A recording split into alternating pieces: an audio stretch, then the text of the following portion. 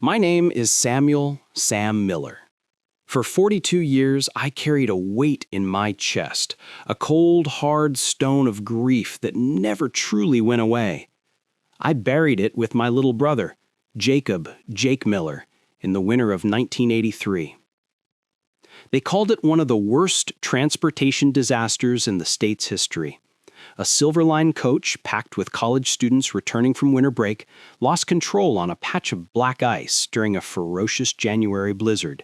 It skidded through a guardrail on the treacherous stretch of Highway 87 known as the Serpent's Pass, tumbling 200 feet down a ravine into the frozen river below. They told us 19 souls were lost to the icy water and the crushing metal. Jake was one of them. He was 19, full of a restless energy and a kindness that seemed too big for his small-town upbringing. He was heading to the University of Washington, chasing a dream of becoming an architect. He wanted to build things, to leave a mark on the world. I was 23, already working at our father's small construction firm in our hometown of Cedar Ridge, Montana. I was the steady one, the one who stayed. Jake was the one who was meant to fly. I was the one who had to identify his body at the morgue in the nearest town with the facilities to handle such a catastrophe, a place called Silverton. The bodies had been in the frozen river for over 18 hours before recovery efforts could even begin. The face they showed me was battered, swollen, and tinged with blue from the cold. There was a deep laceration across the forehead, obscuring his features. But the hair was the right shade of sandy blonde. The build was lanky, like Jake's. Through a haze of shock and a pain so profound it felt like my own soul was being ripped out, I nodded. "Yes," I whispered, my voice cracking. "That's my brother. That's Jacob Miller." I had to drive back to Cedar Ridge and tell our mother, Eleanor. I had to watch the light in her eyes, the light that had always burned brightest for her youngest son, extinguish forever. We buried an empty casket 3 weeks later, after the official investigations were complete. The ground was too frozen for a real burial until spring. That empty hole in the earth felt like a perfect representation of what was left of our family. My father, a stoic, hard man named Walter, retreated into a silence he never really broke. Mom lived another 32 years, but a part of her was always in that ravine with Jake. She died 10 years ago, and her last words were, "Tell Jake I love him." I built a life around that grief. I took over the family business, married a wonderful woman named Carol, had 3 kids. I learned to laugh again, to celebrate birthdays and Christmases, but there was always a shadow, a ghost at the feast. Jacob's ghost. Then, last Tuesday, the ghost called me. The phone shattered the silence of my bedroom at 2:07 a.m. At 65, you learn that a ringing phone at that hour is never a bearer of good news. It's a heart attack, a car accident, a death. Carol stirred beside me as I fumbled for my glasses. The caller ID showed a number I didn't recognize, but the area code sent a jolt through me. 206, Seattle. Some deep primal instinct made me press the answer button and bring the phone to my ear. "Hello?" There was a pause, then a voice, raspy and uncertain, as if the vocal cords had been rusted shut for decades. "Samuel? Is this Samuel Miller?" I sat bolt upright, my heart hammering against my ribs like a trapped bird. Nobody called me Samuel except for telemarketers and my mother when I was in trouble. "Who is this?" I demanded, my own voice tight. More breathing, heavy and labored. It's me," the voice crackled. "It's Jake." I dropped the phone. It clattered onto the nightstand. My hands were trembling, a full body tremor that felt like a seizure. "Sam, what is it?" Carol asked, her voice thick with sleep and alarm. I couldn't answer. I snatched the phone back up, my grip slippery. The line was still open. I could hear the faint sounds of traffic, a siren in the distance. "This isn't funny," I snarled, my voice cracking with a mixture of rage and a terrifying, impossible hope. "Whoever you are, this is sick. My brother died 42 years ago." "I know," the raspy voice replied, and there was a haunting, genuine anguish in it. "I know how long it's been. I just figured out who I am. I found something, a newspaper clipping on a computer at the library about the bus crash. There's a picture of me, but the name under it, it says Jacob Miller. That's me, isn't it? I'm Jacob Miller." The room tilted. I gripped the edge of the mattress, my knuckles white. I couldn't breathe. It was a scam. It had to be. Some con artist, some sick individual who'd found an old news story and decided to prey on an old man's grief. "Where are you?" I managed to choke out. I don't really know. A place called the International District, near a shelter on Yesler Way. I've been here a long time, I think. I don't remember how I got here. I don't remember anything before about 15 years ago. Just waking up in a hospital. They said I was found in an alley. No ID. Couldn't tell them my name. My mind was a whirlwind of denial and desperate, clawing hope. "What do you remember?" I asked, testing him, probing for a flaw. "Nothing clear. Just feelings. I dream about snow, about being so cold it feels like fire, about the sound of tearing metal and screaming. And sometimes I dream about a house, a 2-story house with a big wraparound porch and a red door, and someone used to make hot chocolate with little marshmallows every Friday night." A sob caught in my throat, hot and sudden. The house on Elm Street, the red door my mother was so proud of, our Friday night ritual, a holdover from when we were kids, Mom's hot chocolate with a mountain of tiny marshmallows. Jake would always steal mine when I wasn't looking. "What do you look like?" I whispered, the fight draining out of me. "Old," he said, and the sadness in that single word was a physical weight. "Really old. My face is ruined, lived rough. But this picture in the newspaper, it's from the accident. It's 42 years old, but I can see it. I can see myself in that face. We have the same eyes." Jake had a scar, a small white crescent moon on his chin from when he fell out of the old oak tree in our backyard when he was 9, 7 stitches. He was so proud of that scar. "You have a scar," I said, my voice barely audible, "on your chin, from the oak tree." There was a long, suspended silence. I could hear his ragged breathing hitch. Yeah, I do. It's old, faded. I never knew where it came from." That was the moment the world as I knew it ended. The foundation of my reality for 40 decades crumbled into dust. I was crying now, deep, racking sobs that I hadn't allowed myself since the weeks after the crash.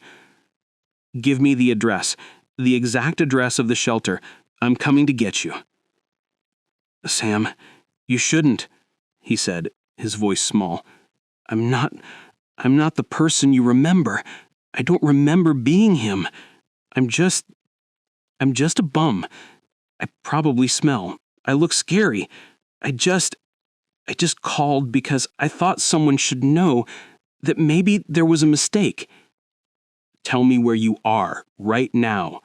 The authority in my voice, the big brother tone, came back from the grave. He relented and gave me an address on Yesler Way. I wrote it down with a hand that shook so badly the writing was almost illegible. It was a 7-hour drive from Cedar Ridge to Seattle, longer if the mountain passes were bad. "Stay there," I commanded. "Don't go anywhere. I'm leaving now. I'll be there by 10. Do you understand? Don't leave." "Okay," he said softly. Okay, Samuel. I'll wait. The line went dead. I sat in the profound darkness for a full minute, trying to process the impossible. Then a frantic energy took over. I was pulling on jeans, a flannel shirt, grabbing my wallet and keys.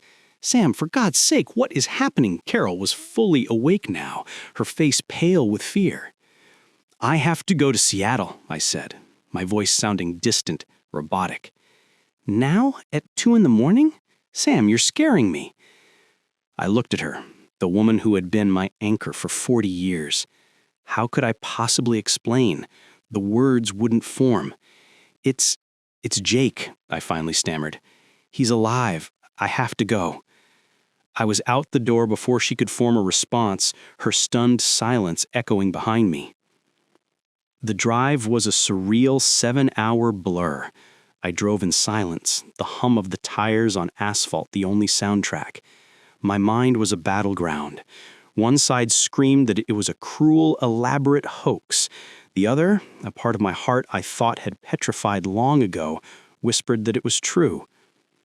I thought of that day in the morgue, the battered face, the cold, my own devastating grief.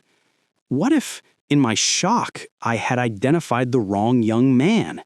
What if my brother had been alive all this time, suffering in a hell of amnesia and poverty while I built a life, a family, a future? The guilt was a poison seeping into every corner of my mind. If it was true, then I had failed him. I had buried him alive in my heart and moved on. I reached the International District just after 9:30 a.m. It was a different world from my quiet Montana town. Grimy, crowded, a stark landscape of human desperation. The shelter was a nondescript brick building squeezed between a pawn shop and a boarded-up storefront. The air inside was thick with the smell of bleach, stale sweat, and hopelessness. A tired-looking woman with kind eyes sat behind a reinforced glass window. "Can I help you?" I said, my voice rough from the drive and lack of sleep. "I'm looking for someone. He might have called me earlier this morning. His name is Jacob." Her expression shifted, a flicker of recognition. "Jake? Yeah, sweet guy, quiet. He was real agitated this morning, used the phone, said he remembered something. He's in the common room, down the hall to your left." I walked down the dim corridor, my heart trying to beat its way out of my chest. The common room was a sad collection of worn-out couches and plastic chairs. A television was bolted to the wall playing a daytime talk show no one was watching. And then I saw him. He was sitting in a corner, hunched over, staring at his hands. He had long, greasy, gray hair tied back in a ponytail. His clothes were several sizes too big, stained and threadbare. He looked 20 years older than his 61 years. I walked slowly towards him, my footsteps echoing on the linoleum floor. "Jake," I said, my voice trembling. He turned. The face that looked up at me was a road map of hard living. Deep grooves were carved around his mouth and eyes. His skin was leathery and tanned from years of exposure. The scar on his chin was there, a faint white line amidst the weathering. But his eyes, God, his eyes were Jake's eyes, the same clear, startling blue, the same thick, dark lashes, our father's eyes. "Samuel?" he said, and his voice was the same rasp from the phone, but now filled with a terrified wonder. I couldn't speak. I just stared, drinking in the impossible reality of him. He stood up slowly, wincing as if his joints pained him. He was shorter than I remembered, stooped, but the way he held his head, the slight tilt to the left, it was a ghost from my past, made flesh. "You came," he said. "I wasn't sure you would." "Show me your left knee," I blurted out, a final, desperate test. A confused look crossed his face, but he slowly rolled up his grimy pant leg. There, on his left kneecap, was a thick, ropey scar, shaped like a lightning bolt. He'd gotten it when he was 14, trying to jump his bike over a homemade ramp and meeting the handlebars instead. I felt my legs give way. I stumbled to a nearby chair and collapsed into it. "I think I'm going to be sick," I mumbled. He sat down opposite me, his gaze wary.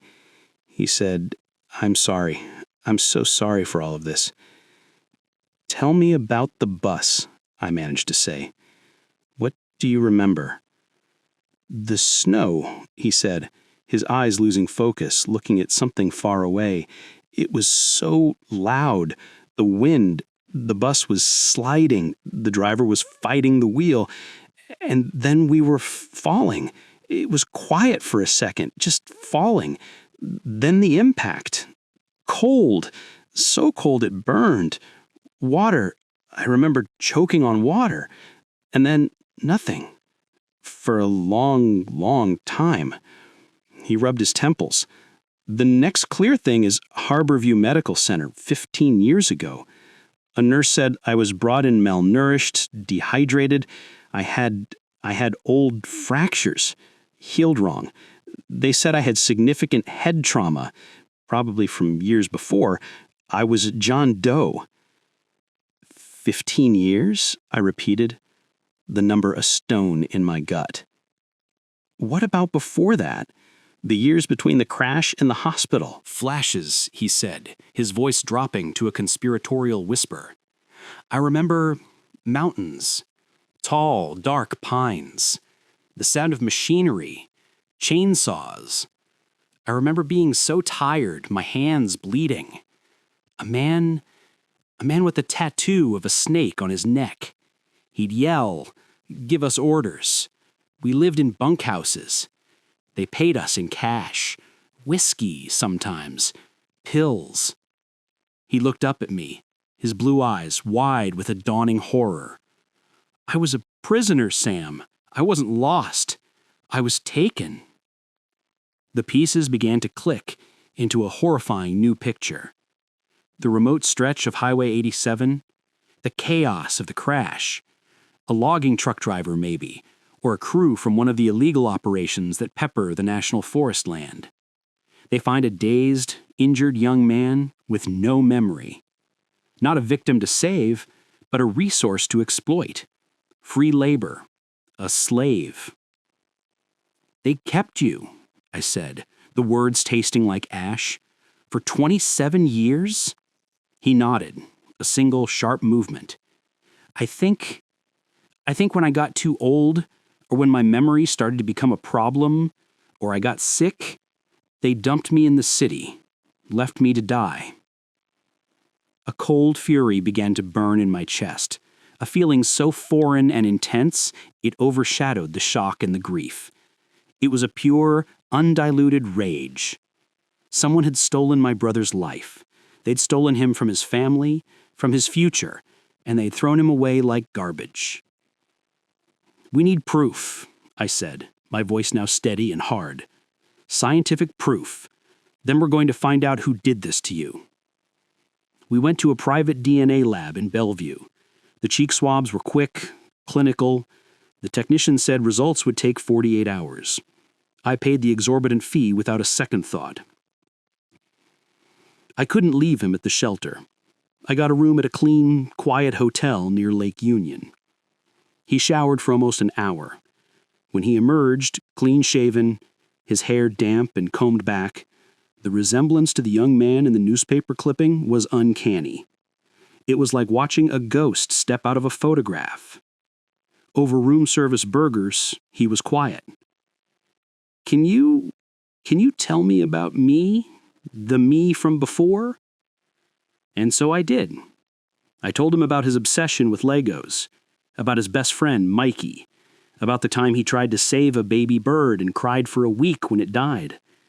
I told him about his dream of being an architect, how he'd spend hours drawing fantastical buildings in his sketchbook. I told him about his girlfriend, Becky, and how heartbroken she was.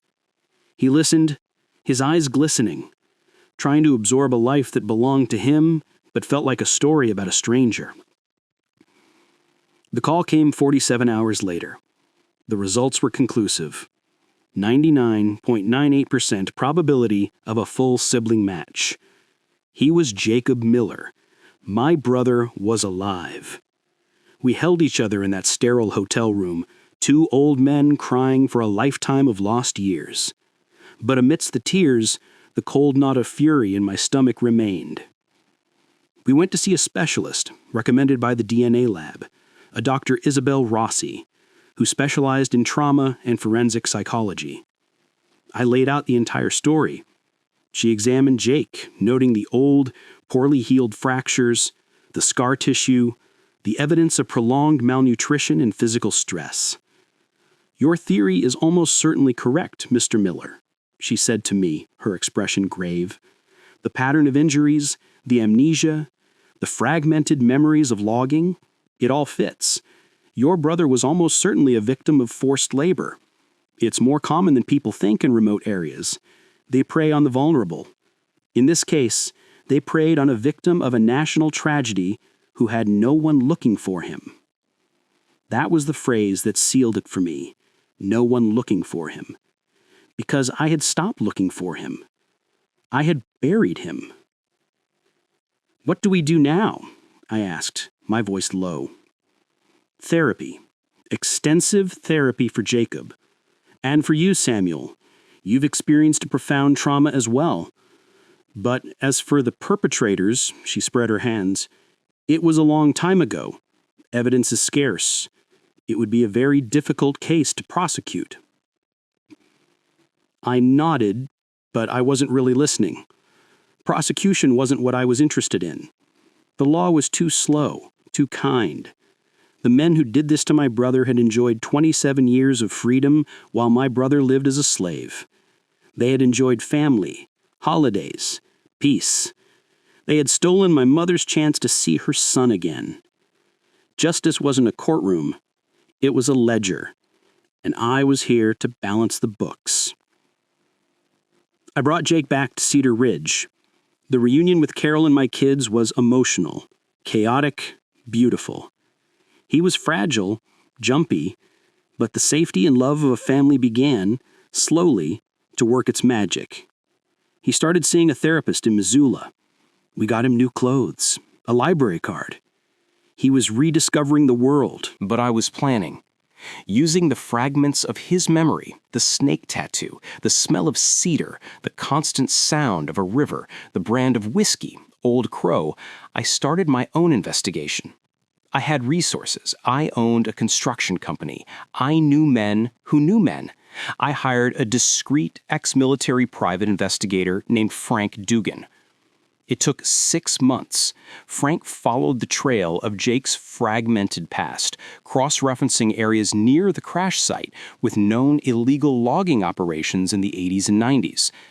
He found a place, a defunct logging camp owned by a shell corporation, which traced back to a man named Silas Rourke. Silas Rourke, now 78 years old, lived in a comfortable, isolated ranch just outside a small town called Pineview, Idaho, not 50 miles from the crash site on Highway 87. He had a record for assault, poaching, and tax evasion, and in a grainy photo from a 1990 fishing license, clear as day on his thick neck was the coiled tattoo of a rattlesnake. I didn't tell Jake. I didn't tell Carol. I packed a bag, told them I was going to a construction industry conference in Spokane for a few days. I loaded my old Ford F-150, but I didn't head west to Spokane. I drove south towards Idaho. The rage that had been a cold ember in my chest for months was now a roaring fire. This man, Silas Rourke, had been the architect of our family's hell. He had looked at my broken, amnesiac brother and seen a tool, a piece of equipment. He had worked him, beaten him, and when he was used up, he had discarded him. I reached Pineview as the sun was setting. It was a dying timber town, just a few streets clunging to the side of a mountain. I found Silas Rourke's ranch at the end of a long dirt driveway. It was nicer than I expected. A well-kept house, a new truck in the driveway. Paid for with the blood of my brother and who knows how many others. I watched the house from the tree line for 2 days. I learned his routine. An old, stooped man, but still with a predatory swagger. He lived alone. His wife was long dead. His kids never visited. On the third night, under the cover of a moonless sky, I made my move. I didn't bring a gun. I didn't need one. I had something else. I had the truth. I picked the lock on his back door, a skill I'd learned from an old carpenter, and stepped inside his dark kitchen. It smelled of fried food and loneliness. I found him in his living room, asleep in a recliner in front of a blaring television, an empty bottle of Old Crow on the table beside him. I stood over him for a moment, watching the old man sleep. This was the monster of my nightmares. He looked feeble, pathetic. I shook him awake. He jolted, his eyes flying open, cloudy with sleep and whiskey. "What the hell? Who are you? Get out of my house." "My name is Samuel Miller. You knew my brother, Jacob Miller." Confusion, then a flicker of fear in his eyes. Genuine fear. He remembered the name. "I don't know what you're talking about. Get out before I call the sheriff." "You found him after the bus crash on Highway 87, January 1983. He was hurt. He didn't know who he was, and you took him. You put him to work in your illegal logging operation. You kept him for 27 years. His face went pale. "That's a lie. You're crazy." "He remembers you, Silas." I pointed to the snake on his neck, now sagging with old age. "He remembers the Old Crow. He remembers the chainsaws." The bravado drained from him. He was just a scared old man now, caught. It wasn't like that," he whined. I found him wandering. He was a danger to himself. I gave him work, a roof over his head." "You kept him as a slave," I roared, my composure finally shattering. The sound echoed in the small room. "Because of you, my mother died without her son. Because of you, I buried an empty coffin. Because of you, my brother lived like an animal for 14 years. I leaned in close, my face inches from his. The smell of whiskey and decay was overwhelming. "The law can't touch you for this, Silas. The evidence is gone. It's your word against a homeless amnesiac. You'll die in this house, a free man." A pathetic hope sparked in his eyes. He thought I was here to scare him and leave. "But I'm not the law," I whispered. "I'm the brother." I reached into my jacket pocket and pulled out a small framed photograph. It was the last picture ever taken of our whole family, at Christmas, just 2 weeks before the crash. Mom, Dad, me, and Jake, all smiling, our arms around each other. I held it in front of his face. "This is what you took from us," I said, my voice deadly quiet. "You don't get to forget that. You don't get to die in peace." I placed the photograph on the table next to his whiskey bottle. "Every day you have left, I want you to look at that picture. I want you to see our faces. I want you to know, in your soul, what you are. You're not a tough frontiersman. You're not a survivor. You're a thief, a slaver. You're the reason a good woman died of a broken heart." I straightened up.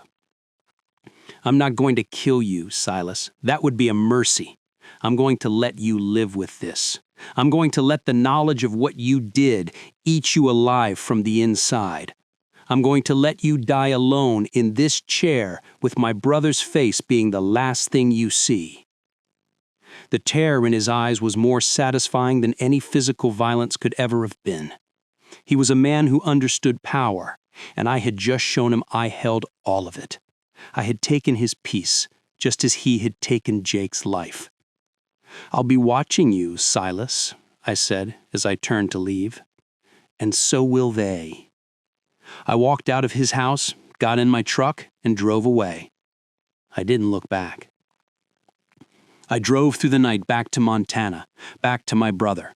The cold fury in my chest was gone, replaced by a quiet, steady calm. I had done it. I had balanced the ledger. When I walked through my red front door the next morning, Jake was in the kitchen with Carol, learning how to make blueberry pancakes. He looked up, and for the first time I saw a flicker of the old unburdened Jake in his smile. "How was the conference, Sam?" Carol asked. "It was productive, very productive. I finally closed a very old account." I walked over to Jake and put my hand on his shoulder. He looked up at me, and in his clear blue eyes I saw a question, a dawning understanding. He might not remember the specifics of his captivity, but he could feel the shift in the universe. He could feel that a weight had been lifted. "It's over, Jake," I said softly. "It's all over now." He held my gaze for a long moment, then nodded slowly. He didn't need the details. He just needed to know his big brother had taken care of it.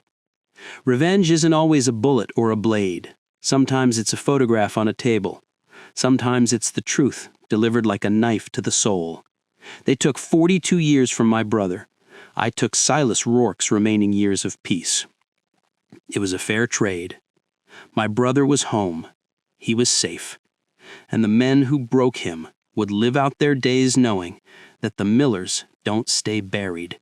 We always come back for our own.